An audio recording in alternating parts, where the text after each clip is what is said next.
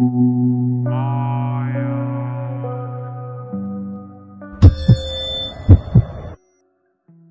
To anime ranks और आज मैं एक्सप्लेन करूंगा जोजो बाजार एडवेंचर स्टारडस्ट क्रूसेडर। अगर आपने अभी तक मेरा चैनल सब्सक्राइब नहीं किया हुआ तो सब्सक्राइब करके बेल नोटिफिकेशन को ऑल पे करना ना भूलेगा। The guardian of hell pet shop part 2। हमारी एपिसोड की शुरुआत में सूरज गरूब होने को जा रहा था। वनारिफ उसी फकीर के बारे में बोला था, अभी तक तो वो आया ही नहीं, जिस पर अब्दुल को कुछ ठीक ना लग रहा होता और कहने लगता, मेरे ख्याल में ये उसके लिए ज्यादा बेहतर होगा कि अगर उस मैनेजर को ढूंढे तक नहीं, क्योंकि जरा सोचो इस बारे में। मेरे ख्याल में वो अभी तक वापस नहीं आया क्योंकि उसने वाकई में वो मैंशन ढूंढ ही ली। अब्दुल का मतलब स्टैंड यूजर से है। कोई खतरनाक स्टैंड यूजर उसकी मैंशन की निगरानी कर रहा होगा। अब्दुल को उसकी काफी फिक्र हो रही होती। तो उसी सीन में हमें दिखाया जाता है इसी दरिया में उस गटर का पानी गिर रहा होता, वहीं से निकल के इगी उसी दरिया के नीचे होता। नीचे उसने अच्छे से बंदोबस्त किया होता, उसकी मिट्टी के अंदर पानी तक न होता। मिट्टी से उसने ऊपर तक पाइप बनाए होते। इगी उसके चंगल से अपनी जान बचा के इस तरह से निकला कि उसने अपनी एक टांग की कुर्बानी दी। उसे दर्द तो हो रही होती है, लेकिन वो कह रहा होता स्पीड वैगन फाउंडेशन में लेने आर्टिफिशियल लेग बना लेगी। उसे उस बर्ड पे काफी गुस्सा होता।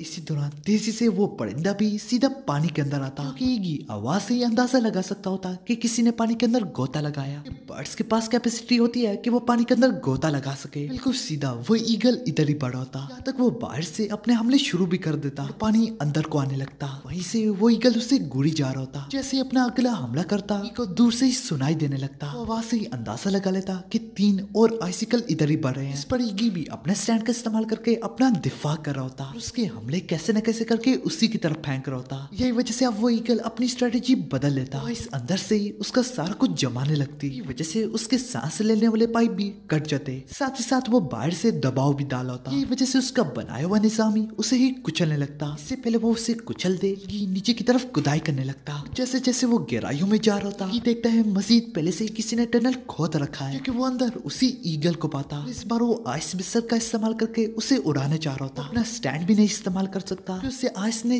कस के पकड़ा हुआ है। भागने का भी कोई और रास्ता ना होता।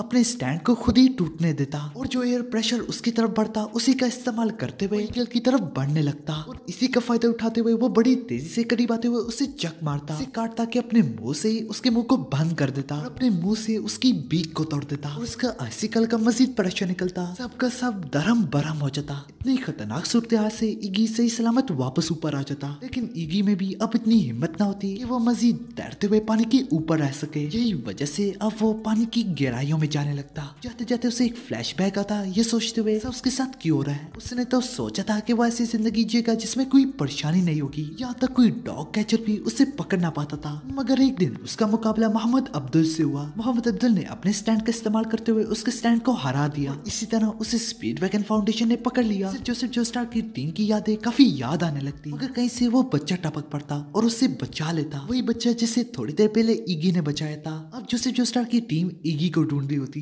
जोतरो को एकदम से कोई आवाज सुनाई देती और तभी वो पाते ईगी को। वो देखते हैं ईगी काफी जख्मी हुआ होता। अब उसकी ये हालत देख के मोहम्मद अब्दुल कहता है कि कोई ऐसा कुत्ता नहीं है जो कि कार एक्सीडेंट में इन्वॉल्व हो सकता है।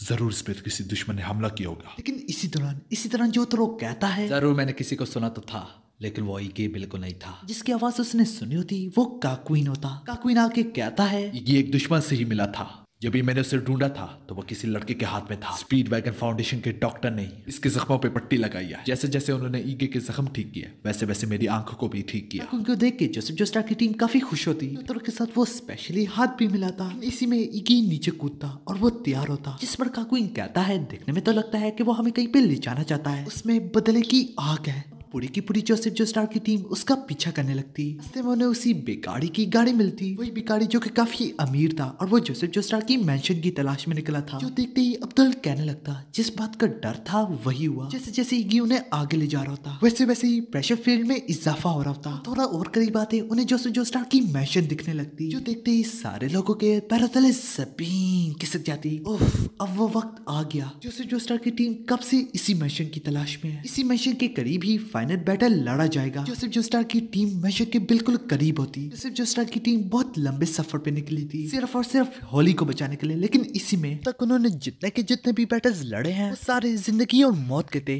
रोना, हंसना, दिल टूट जाना, गुस्सा और मजा। वक्त आ गया है कि दियो को जड़ से खत्म कर दिया जाए, क्योंकि ये सफर जोनाथन जोस्टार की जबाने से चलाता जा रहा है। अब सिर्फ स्टारडस्ट क्रूसेडर पार्ट 2 में 8 एपिसोड रह गई है। खैर जबकि दरवाजा भी खुला होता, जिस पर जोसेफ जोस्टार बोलता है जैसे कि मैं उसे सेंस कर पा रहा हूँ। बिल्कुल ठीक वैसे भी वो भी मुझे सेंस कर पा रहे हैं। तो इसका मतलब वो लोग खुद ही एक ट्रैप की तरफ बढ़ रहे हैं। इसी तरह मैंशन का अंदर वाला दरवाजा भी अपने आप ही खुल जाता। तो जोसेफ जोस्टार की टीम भी आगे बढ़ी होती। जैसे जैसे वो आगे बढ़े होते तभी एक एनिमी उड़ता हुआ सीधा इधर ही आ रहा होता। आते ही कहता है वेलकम मास्टर जोस्टार, हाउस का बटलर हूँ और मैं आपका ही इंतजार कर रहा था। अब हमारी एपिसोड खत्म हो जाती। वीडियो पसंद आए तो लाइक करो, अगर पहले से नहीं किया तो सब्सक्राइब करो, साथ ही साथ मूवी नाइट्स को भी सब्सक्राइब करो। अरे कर दो ना।